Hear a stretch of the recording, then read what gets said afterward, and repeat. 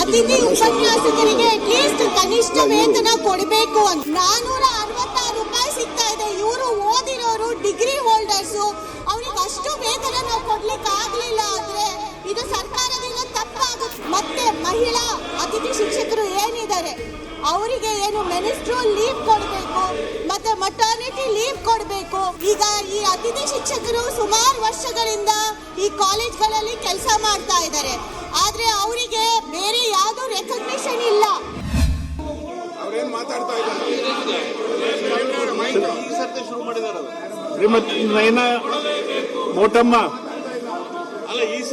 ಅವಕಾಶಕ್ಕಾಗಿ ಧನ್ಯವಾದಗಳು. ಚುಕ್ಕೆ ಗುರುತಿನ ಪ್ರಶ್ನೆ 413 ಮಾನ್ಯ ಅಧ್ಯಕ್ಷರ ಮೈಕ್ ಚಾಲು ಮಾಡಿಸ್ರಿ. ಕೇಳಿಸ್ತಾ ಇದೆಯಾ? ಮಾನ್ಯ ಪ್ರಾಥಮಿಕ ಮತ್ತು ಪ್ರೌಢ ಶಿಕ್ಷಣ ಸಚಿವರಿಗೆ ಏನು ಸರ್ಕಾರಿ ಪದವಿ ಪೂರ್ವ ಕಾಲೇಜುಗಳಲ್ಲಿ ಅತಿಥಿ ಉಪನ್ಯಾಸಕರ ಬಗ್ಗೆ ಕನಿಷ್ಠ ವೇತನ ಮತ್ತೆ ಏನು ಇತರ ಬೇಡಿಕೆಗಳಿದೆ ಅತಿಥಿ ಶಿಕ್ಷಕರದ್ದು, ಅದ್ರ ಬಗ್ಗೆ ನಾನು ಪ್ರಶ್ನೆ ಕೇಳಿದ್ದೀನಿ ಶಿಕ್ಷಣ ಸಚಿವರಿಗೆ.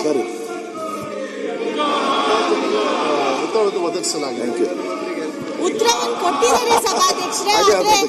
ನಾನು ಅಂದ್ರೆ ಅತಿಥಿ ಉಪನ್ಯಾಸಕರಿಗೆ ಅಟ್ಲೀಸ್ಟ್ ಕನಿಷ್ಠ ವೇತನ ಕೊಡಬೇಕು ಅಂತ. ಯಾಕಂದ್ರೆ ಈಗ ಕೊಡ್ತಾ ಇರುವ ವೇತನ ಗೆಸ್ಟ್ ಟೀಚರ್ಸ್ಗೆ ಬರೀ 14,000 ರೂಪಾಯಿ ಮಾತ್ರ. ಅವರು ವಾರದಲ್ಲಿ 10 ಗಂಟೆ ಕೆಲಸ ಮಾಡ್ತಾರೆ, ಆದ್ರೆ ಅವ್ರಿಗೆ ಸಿಗ್ತಾ ಇರೋದು 14,000. ಈಗ ಕನಿಷ್ಠ ಪಕ್ಷ ಕನಿಷ್ಠ ವೇತನ ಅಲ್ಲ.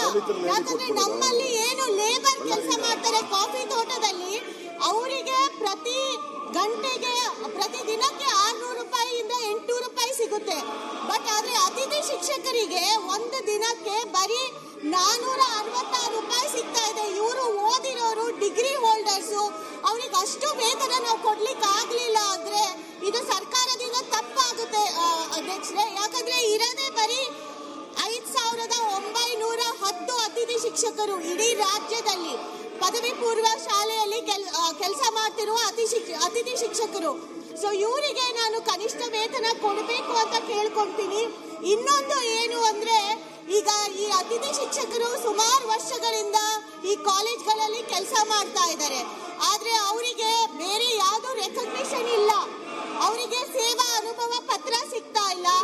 ಏನು ಡಿಗ್ರಿ ಕಾಲೇಜಲ್ಲಿರೋ ಗೆಸ್ಟ್ ಟೀಚರ್ಸ್ಗೆ ನಾವು ಕೃಪಾಂಕ ಅಂತ ಕೊಡ್ತೀವಿ, ಅದನ್ನ ನಾವು ಅತಿಥಿ ಶಿಕ್ಷಕರಿಗೆ ಇಲ್ಲಿ ಪದವಿ ಪೂರ್ವ ಶಾಲೆಯಲ್ಲಿ ಕೆಲಸ ಮಾಡ್ತಿರುವ ಕಾಲೇಜಲ್ಲಿ ಕೆಲಸ ಮಾಡ್ತಿರುವ ಅತಿಥಿ ಶಿಕ್ಷಕರಿಗೆ ನಾವು ಈ ಕೃಪಾಂಕನ ಕೊಡ್ತಾ ಇಲ್ಲ. ಇದನ್ನೆಲ್ಲ ನೋಡ್ಬಿಟ್ಟು ನಾವು ಇದರಲ್ಲಿ ಚೇಂಜಸ್ ಬದಲಾವಣೆ ತರಬೇಕು ಅಂತ ನಾನು ಸಚಿವರ ಹತ್ರ ಮನವಿ ಮಾಡ್ಲಿಕ್ಕೆ ಇಷ್ಟಪಡ್ತೀನಿ. ಮತ್ತೆ ಮಹಿಳಾ ಅತಿಥಿ ಶಿಕ್ಷಕರು ಏನಿದ್ದಾರೆ ಅವರಿಗೆ ಏನು ಮೆನಿಸ್ಟ್ರಲ್ ಲೀವ್ ಕೊಡಬೇಕು, ಮತ್ತೆ ಮಟರ್ನಿಟಿ ಲೀವ್ ಕೊಡಬೇಕು, ಅದನ್ನು ಕೂಡ ಕೊಡಬೇಕು ಅಂತ ನಾನು ನಿಮ್ಮ ಮೂಲಕ ಕೇಳ್ಕೊಳ್ಳಿಕ್ಕೆ ಬಯಸ್ತೀನಿ. ಈ ಅತಿಥಿ ಶಿಕ್ಷಕರಿಗೆ ತಿಂಗಳಿಗೆ ಒಂದ್ ದಿವಸ ರಜನೂ ಕೂಡ ಸಿಗ್ತಾ ಇಲ್ಲ ಸಭಾಧ್ಯಕ್ಷರೇ. ಇದ್ರ ಬಗ್ಗೆ ಅವರು ಮಾನ್ಯ ಸಚಿವರು ಗಮನ ಹರಿಸಬೇಕು ಅಂತ ನಿಮ್ಮ ಮೂಲಕ ಕೇಳ್ಕೊಳ್ತೀನಿ. ಮಾನ್ಯ ಸಭಾಧ್ಯಕ್ಷರೇ, ನಮ್ಮ ಸರ್ಕಾರ ಬಂದ್ಮೇಲೆ ಮುಂಚೆ 12,000 ಕೊಡ್ತಾ ಇದ್ವಿ. ನಮ್ಮ ಸರ್ಕಾರ ಬಂದ್ಮೇಲೆ ಅದನ್ನ 14,000 ಮಾಡಿದ್ವಿ. ಅವ್ರಿಗೆ ಕಮ್ಮಿ ಇದೆ, ನಾನು ಇಲ್ಲ ಅಂತ ಹೇಳೋದಿಲ್ಲ. ಆದ್ರೆ ಇದನ್ನ ಫೈನಾನ್ಸ್ ಡಿಪಾರ್ಟ್ಮೆಂಟ್ ಮಾಡ್ತಕ್ಕಂಥದ್ದು ಅವಶ್ಯಕತೆ ಮೂಲಕ ಫೈನಾನ್ಸ್ ಡಿಪಾರ್ಟ್ಮೆಂಟ್ ಅವ್ರ ಜೊತೆನೂ ಕೂಡ ನಾನು ಮಾತಾಡ್ಲಿಕ್ಕೆ ಇಷ್ಟಪಡ್ತೀನಿ. ಮತ್ತೆ ಅವ್ರಿಗೆ ಬೇರೆ ಸವಲತ್ತನ್ನ, ಯಾಕಂದ್ರೆ ಕಾಂಟ್ರಾಕ್ಟ್ ಬೇರೆ ಸವಲತ್ತನ್ನ ಕೊಡೋದಕ್ಕೆ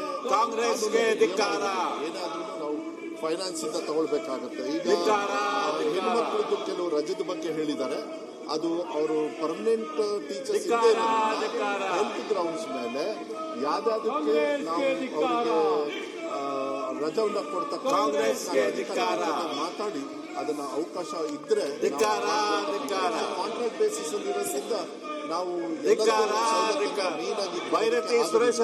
ಆಮೇಲೆ ಗ್ರಾಮೀಣ ಏನು ಅತಿಥಿ ಶಿಕ್ಷಕರಿಗೆ ಆತರ ಕಾನೂನಿಲ್ಲ. ಅದನ್ನ ನಾನು ಮತ್ತೆ ಸರ್ಕಾರದ ಮಟ್ಟದಲ್ಲಿ ಯಾರ್ಯಾರು ಯಾವ ತರ ಇದೆ ಅವ್ರ ಹತ್ರ ಮಾತಾಡಿ ಮಾಡ್ತಕ್ಕಂಥ ನಾನು ಸಚಿವರ ಹತ್ರ ಮನವಿ ಮಾಡ್ಕೊಳ್ಳೋದು ಇದು ತುಂಬಾ ಇಂಪಾರ್ಟೆಂಟ್ ವಿಚಾರ. ಯಾಕಂದ್ರೆ ಬರೀ 14,000ದಲ್ಲಿ ಒಬ್ಬ ಅತಿಥಿ ಉಪನ್ಯಾಸಕರು ಜೀವನ ಮಾಡ್ಲಿಕ್ಕೆ ಸಾಧ್ಯ ಇಲ್ಲ. ಇದು ಬರೀ ಗ್ರಾಮೀಣ ಮಟ್ಟದಲ್ಲ, ಇಡೀ ರಾಜ್ಯಕ್ಕೆ ನನ್ನ ಪ್ರಕಾರ ಇದು ಅನ್ವಯಿಸುತ್ತೆ. ತುಂಬಾ ಮುಖ್ಯವಾದ ವಿಚಾರ. ನಾವು ನಮ್ಮ ಸರ್ಕಾರ ಇದ್ರ ಬಗ್ಗೆ ನಾವು ಕಾಳಜಿ ವಹಿಸ್ಕೋಬೇಕು. ಇನ್ನೊಂದು ವಿಚಾರ ನಾನು ಹೇಳಲಿಕ್ಕೆ ಮರ್ತು ಬಿಟ್ಟೆ. ಇವ್ರು ಔಟ್ಸೋರ್ಸ್ ಆಗಿರೋದ್ರಿಂದ ಪ್ರತಿ ವರ್ಷ ಇವ್ರದ್ದು ರಿನ್ಯೂವಲ್ ಆಗುತ್ತೆ ಕಾಂಟ್ರಾಕ್ಟ್. ಆದ್ರೆ ಈಗ ಸರ್ಕಾರ ಒಂದು ಕಾಯ್ದೆ ಅಥವಾ ಒಂದು ಕಾನೂನು ತಂದಿದೆ. ಏನು ಅಂದ್ರೆ ಮೆರಿಟ್ ಯಾರಾದ್ರೂ ಮೆರಿಟ್ ಮೇಲೆ ಇದ್ರೆ ಮೆರಿಟ್ ಉಪನ್ಯಾಸಕರಿಗೆ ಕೊಡಬೇಕಾಗುತ್ತೆ. ಸೊ ಯಾರಾದ್ರೂ 5 ವರ್ಷ 10 ವರ್ಷ ಕೆಲಸ ಮಾಡಿದ್ದು ಅವ್ರಿಗಿಂತ ಯಾರಾದ್ರೂ ಮೆರಿಟೋರಿಯಸ್ ಉಪನ್ಯಾಸಕರು ಬಂದ್ರೆ ಅವ್ರಿಗೆ ಅವಕಾಶ ಕೊಡಬೇಕಾಗುತ್ತೆ. ಸೊ ಇದರಲ್ಲಿ ಯಾರು ಸುಮಾರು ವರ್ಷ ಆಲ್ರೆಡಿ ಈ ತರ ಪದವಿ ಪೂರ್ವ ಕಾಲೇಜಲ್ಲಿ ಕೆಲಸ ಮಾಡಿದ್ದಾರೆ ಅವ್ರ ಅವಕಾಶ ಕಳ್ಕೊಂತಾರೆ. ಅವ್ರು ಇದನ್ನ ನಂಬ್ಕೊಂಡು ಜೀವನ ಮಾಡಿರ್ತಾರೆ. ಸೊ ಇದೆಲ್ಲ ಸ್ವಲ್ಪ ತಿದ್ದುಪಡಿಗಳು ನಾವು ತರಲೇಬೇಕಾಗುತ್ತೆ. ಫೈನಾನ್ಸ್ ಸೆಕ್ರೆಟರಿ ಹತ್ರ ಮಾತಾಡ್ತೀವಿ ಅಂತ ಸಚಿವರು ಹೇಳಿದ್ರು. ತುಂಬಾ ದೊಡ್ಡ ಸಂಖ್ಯೆ ಏನಲ್ಲ. ನಾನು ಹೇಳ್ತಾ ಇದ್ದೀನಿ ಬರೀ 5,910 ಅತಿಥಿ ಶಿಕ್ಷಕರು ಮಾತ್ರ ಇರೋದು ಪದವಿ ಪೂರ್ವ ಕಾಲೇಜುಗಳಲ್ಲಿ. ಇದೇನು ದೊಡ್ಡ ಅಮೌಂಟ್ ಆಗೋದಿಲ್ಲ ಸರ್ಕಾರಕ್ಕೆ. ಸೊ ಸರ್ಕಾರದ ಮೇಲೆ ನಾನು ಒತ್ತಾಯ ಮಾಡಲಿಕ್ಕೆ ಇಷ್ಟಪಡ್ತೀನಿ. ಅತಿಥಿ ಶಿಕ್ಷಕರ ಪರವಾಗಿ ಏನು ಕನಿಷ್ಠ ವೇತನ ಅವರಿಗೆ ಕೊಡಬೇಕಾಗಿದೆ, ಮತ್ತೆ ಏನು ಕೃಪಾಂಕ ಕೊಡಬೇಕಾಗಿದೆ, ಮತ್ತು ಸೇವಾ ಭದ್ರತೆ ಅಂತ ಅವರಿಗೆ ಏನ್ ಕೊಡಬೇಕಾಗಿದೆ, ಏನ್ ಅವರಿಗೆ ಲೀವ್ ಕೊಡಬೇಕಾಗಿದೆ, ಇದನ್ನೆಲ್ಲ ಸರ್ಕಾರ ನಾನು ಸಚಿವರ ಹತ್ರ ಮನವಿ ಮಾಡ್ಕೊಳ್ತೀನಿ. ಅದನ್ನ ಒದಗಿಸ್ಕೊಡ್ಬೇಕು ಅಂತ ನಿಮ್ಮ ಮೂಲಕ ಸಭಾಧ್ಯಕ್ಷೆ ಧನ್ಯವಾದಗಳು. ಸಭಾಧ್ಯಕ್ಷೆ ಅವ್ರು ಏನೇನು ಹೇಳಿದ್ದಾರೆ ಅದನ್ನ ಸರ್ಕಾರದ ಮಟ್ಟದಲ್ಲಿ ಮೇಲ್ಮಟ್ಟದಲ್ಲಿ ಮಾಡ್ತಕ್ಕಂಥದ್ದು. ಮತ್ತು ಕ್ವಾಲಿಟಿ ಆಫ್ ಎಜುಕೇಷನ್ ಇದ್ದಾಗ ಮೆರಿಟ್ ಮೇಲೆ ಅತಿಥಿ ಶಿಕ್ಷಕರನ್ನು ತಗೊಳ್ಳೋದು ನೋಡ್ಕೊಂಡು ತಗೊಳ್ಬೇಕಾಗತ್ತೆ. ಅದನ್ನು ಕೂಡ ಇಲಾಖೆಯಲ್ಲಿ ಚರ್ಚೆ ಮಾಡ್ತೀನಿ. ಮತ್ತೆ ಅದಾಗಲೇ ಪಾಪ ಅವ್ರಿಗೂ ಕಳಕಳಿ ಏನಿದೆ 8-10 ವರ್ಷ ಏನು ಮಾಡಿರ್ತಾರಲ್ಲ ಅವರಿಗೆ ಮತ್ತೆ ಅವ್ರನ್ನ ಓವರ್ಟೇಕ್ ಮಾಡಿ ಅದು ಏನಾಗ್ತದೆ ಅಧ್ಯಕ್ಷರೇ, ಒಂದು ಕಡೆ ಕ್ವಾಲಿಟಿ ನೋಡಬೇಕು. ಅವರ 6 ವರ್ಷ 8 ವರ್ಷ 10 ವರ್ಷ ಅವ್ರ ಪಾಪ ಅವ್ರು ಸ್ಯಾಕ್ರಿಫೈಸ್ ಅಲ್ಲ ಅವ್ರಿಗೆ ಪರೀಕ್ಷೆಯಲ್ಲಿ ಅವ್ರ ಸಬ್ಜೆಕ್ಟ್ ವೈಸ್ ನೀವು ಬೇಕಾದ್ರೆ ಕನ್ಸಿಡರ್ ಮಾಡಿ ಅಂಥವ್ರು ಯಾರು ಭಾಳ ಮಕ್ಕಳು ಫೇಲ್ ಆಗ್ತಿದ್ರು ಅಂಥವ್ರು ಚೇಂಜ್ ಮಾಡೋಕೆ ಅಡ್ಡಿಲ್ಲ. ನೋಡಿ ನೀವೇನು ಸಜೆಷನ್ ತಾವೇನು ಕೊಟ್ಟಿದ್ದೀರಿ ಮತ್ತು ಸದಸ್ಯರು ಏನು ಕೊಟ್ಟಿದ್ದಾರೆ ಅದನ್ನು ನೋಡಿ ಅಧಿಕಾರಿಗಳ ಜೊತೆಗೆ ನಾನು ಚರ್ಚೆ ಮಾಡಿ ನಿರ್ಧಾರವನ್ನು ಆದಷ್ಟು ಬೇಗ ತಗೊಳ್ತೀನಿ.